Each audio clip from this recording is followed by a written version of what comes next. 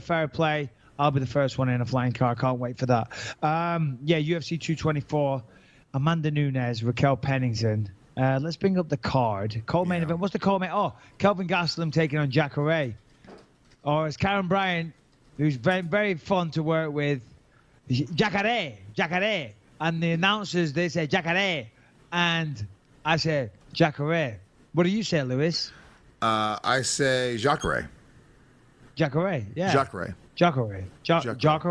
I call him Jacare. Ronaldo. Jacare. Yeah, fuckface. Ronaldo. Ugly bastard. Yeah, let's go with that. Him and Gastelum, co-main event. You know, Gastelum came into UFC tonight last week. We had a bit of fun. We did the... I don't know if you've seen UFC tonight recently. Have you? Yeah, I just watched the clips online. Yeah, they have, you know, like at fairgrounds, whatever, they have the punching machine that measures how hard you punch. I'm watching you, Lewis. I can see you swaying all over the place. It's great. It's awesome. I'm killing it. Yeah, good for you. Yeah, and Gastelum, it doesn't hit as hard as me, even on a punching bag machine, okay? So, again, you know, GSP, torn ribs, Gastelum, he got lucky, whatever. He's taking on Jacare. How do you see that fight going down with Jacare and Kelvin Gastelum? Give me the Puerto Rican breakdown. Here's the deal. Kelvin Gastelum, you know, just an absolute monster. Anything he hits, he destroys. He's an unbeatable machine, and I couldn't pick against him. Nature that cannot be reckoned with. The future. I say the future of the division. Oh, there's your son. Hey, Lewis. Just get out. Jacare, I don't know about this fight. Here's the weird thing. When somebody beats you, of course, then you think, oh, this guy's amazing.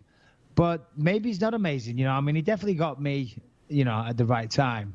Obviously, Weidman beat him. He did connect with a good shot on Weidman at the end of the first round and dropped him. Second round, though, he got taken down and submitted. So if Weidman can take him down and submit him, well, maybe Jacare can't take him down, but Jacare could definitely submit him if he got to the floor. But he's not going to have, Jacare doesn't have the wrestling that Chris Weidman does. On the feet, definitely got to favor Gastelum. Now, Gastelum does have a wrestling background as well. So with that, and with Gastelum being smaller, having a low center of gravity, and just generally, you know, kind of a stocky individual, he's going to be very, very hard to take down. Smaller guy, low center of gravity, wrestling background, stocky. That's a hard person to take down. So I don't think Jacare gets him down. If he does, I think Kelvin's in trouble. Kelvin is definitely in trouble if the fight hits the floor. But I don't think it will, and I think it stays on the feet. Now, we saw Robert Whittaker knock out Jacare. So, you know, he can be knocked out. He can be finished. I'm going to lean towards Gastelum, but obviously my judgment is a little skewed because of, you know, he beat me recently. That was his last outing, so I'm pretty high on him. I think he beats Jacare. I think he knocks him out. And then I think he fights Tyron Woodley after Dos Anjos Woodley fight. Or he fights Dos Anjos, whoever wins that fight. That's my prediction. Nice. All right, I agree. Oh, great.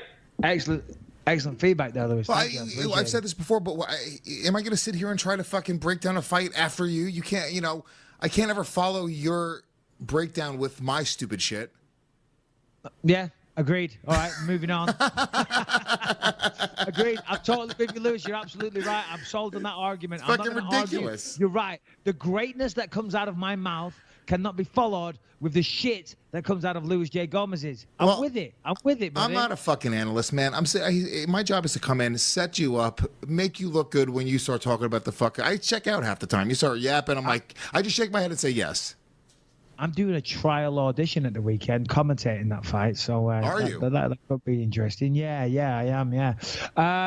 Also on that fight. Wait a minute, you're commentating for this fight card this weekend?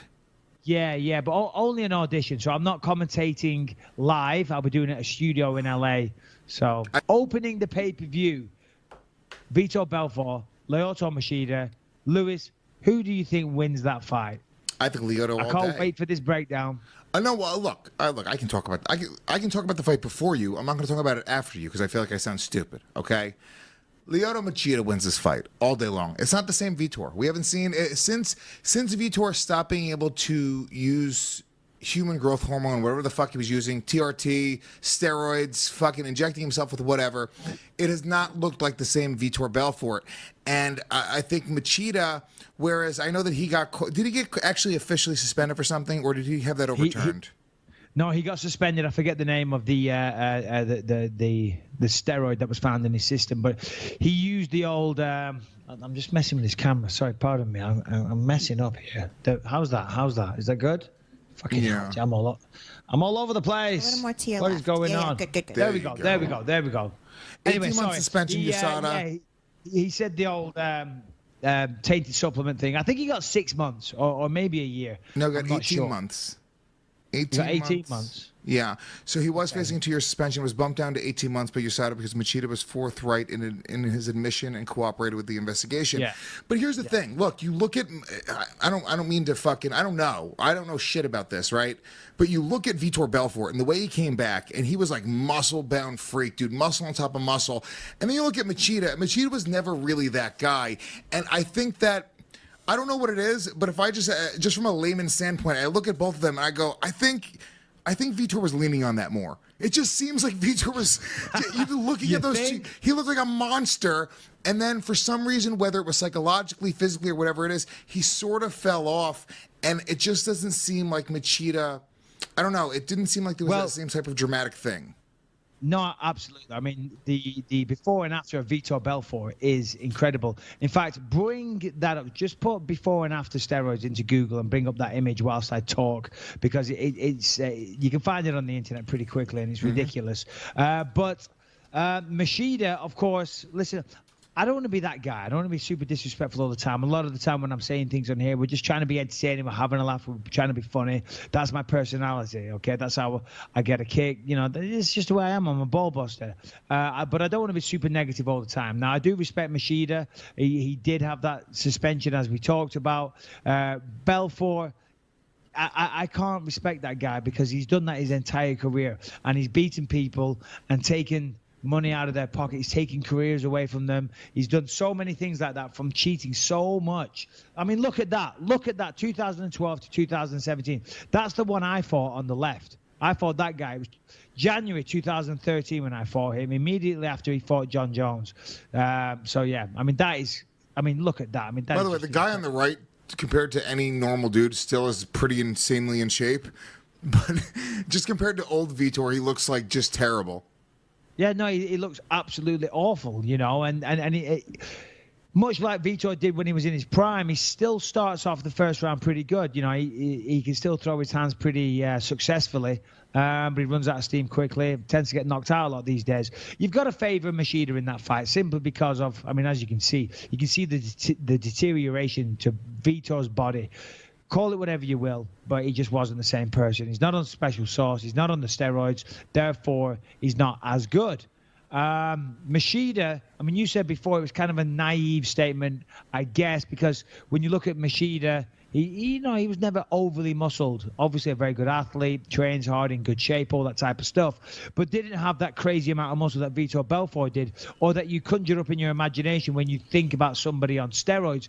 That said, steroids don't necessarily do that. You know, steroids, you know, depending on what you take, and I'm not an expert on this, but with the type of training that we do, unless you're taking shit tons of it, I still think it's pretty hard to put on that kind of muscle. And not all steroids do the same thing. Yeah. It's how you train with it. Look at Machida's teammate of a long time, Anderson Silva. Who's tested positive, 2 or 3 times now. He's currently suspended right now. There's a guy that wasn't overly muscled, and, you know, he was using steroids. He was caught twice. That's not me assuming. He has been busted by USADA twice for using steroids. But, you know, same kind of body frame, if you will, a little more wiry, long, leaner. So, but anyway. Well, you look at Lance Armstrong, who's like the, perfect example of a lean guy who was, using steroids to compete. So it depends on what you do. Like, the reality is your body is your body. So if you're lifting heavy weights and you're stacking weight and you're putting more and more weight on, you're going to get big muscles. If you're using steroids and then doing a shit ton of cardio and grappling and doing things for core strength, you're going to get very lean, and you could still use the same steroid. I'm just saying, and it was a very sort of ignorant statement, but sort of I think there's some truth there. If you look at Vitor and you look at Machida, if you had to guess and say, hey, which guy is using steroids, I'm just saying I would go to Vitor every single time. Oh, each and every time, all day long, simple as that, you know. I mean, it was clearly obvious. Everybody knew, you know. I mean, he went out there. He came back to the UFC after being away for a while and went on a tear. And I was one of those people included. I got caught with a head kick. Rocco got knocked out with a head kick. Rich Franklin got knocked out. Dan Henderson got knocked out. He went on a tear, knocking everybody out. Because when you're juiced to the absolute gills, guess what? It's a little bit easier to fight. It helps you in a fucking fight. It helps you with your aggression. It helps you with your power. It helps you with your confidence. I know people that were on steroids. I used to train with this guy a long time ago. I won't say his name. And he was incredible in the gym. I used to think, wow, this guy's a fucking monster. And he got a UFC contract, and he had to come off the steroids. And he came out, and he got knocked out in the first round. I said to Dan, I said, this guy's going to be a champion one day. You come off the steroids. And the reason I say, not just from him getting knocked out in the UFC, I was training with this guy, and he wasn't the same person. He was a shell of himself. He was absolutely terrible. And I was like, wow, where's the guy gone from the gym? It's because they have a psychological dependence on the medications that they're taking. And then when they don't have that, it affects them psychologically. I forgot where I was going with this. What were we talking about? We're just breaking down Machida Belfort. Yeah, Vitor Belfort. So yeah, you know, listen, in the fight, as I said before, Belfort starts strong with the hands, but Machida's elusive. Machida's going to dance around. He's going to try and make Belfort come to him. He's going to punch himself out after about 90 seconds, and then maybe Machida wins, because you never know. I mean, Machida did just get knocked out against Brunson. Prior to that, he was away for a long time. He got finished by a Rockhold. So I don't know, when was the last time Machida won a fight? I'm not sure. I mean, that said, both of these guys are at the end of the He just won his last fight, didn't he? He won Eric Anders split decision. There was a split against somebody who's, you know. Oh, yeah, sorry, my bad, pardon me. But I'm still looking forward to seeing this fight, though, because Machida, you know, he was a champion back in the days, a legend of the sport. And Belfort, regardless of how I feel about him personally, you know, he's still one of those old school guys. Yeah. He was still around the UFC for a long time. So I'm still looking forward to seeing that fight. And that style doesn't disappear as well. Machida still is a super elusive striker, a guy who's really hard to hit, and a guy who gets in and gets out. I think he's going to win a decision. That's what I think is going to happen. I think Machida's going to win a fairly, you know, one-sided decision. I don't think he's going to knock out Vitor, but I think he's going to be able to outstrike him, outpoint him. It's not going to turn into much grappling. I agree. Let's talk about the main event really quick. Main event, Amanda Nunes taking on Raquel Pennington. I'll keep it quick. Amanda Nunes smokes her. No offense to Raquel Pennington. I know Dana White's a big fan of hers. She hasn't fought since she beat Miesha Tate. Raquel Pennington, she's tough, she's gritty, she can take a lot of punishment. That's what she's going to have to do in this fight. If Raquel Pennington is going to win this fight, she's going to weather the storm in the early round. She's going to take the onslaught, take the beating that Amanda Nunes will give her, and hope that Nunes gets tired, and then turn it round in rounds 3, 4, 5 and win a decision. I don't see her stopping her. I don't see her submitting her, but she could win like that. If you look at Amanda Nunes, she always starts the fight really, really hard, very viciously, very aggressive, high output, but then she does fade. Look at her fight against Kat Zingano. Prime example. Went out there, put a beating on Kat Zingano, but Kat Zingano weathered the storm, and then ended up getting the finish in round 2 or 3. I'm not sure which one, but she got the finish. So that has always been Amanda Nunes' problem. Her last fight, though, she went 5 rounds with Shevchenko. Maybe she's figured out her cardio issues. Who knows? Maybe she's learned to pace herself a little bit more. But really, this is Nunes' fight to win, to lose. She could win this fight pretty comfortably. I hate to write anyone off, which I'm not doing. Raquel Pennington could have a shot, but she's going to have to take some damage in those early rounds if she's going to win a decision. But my official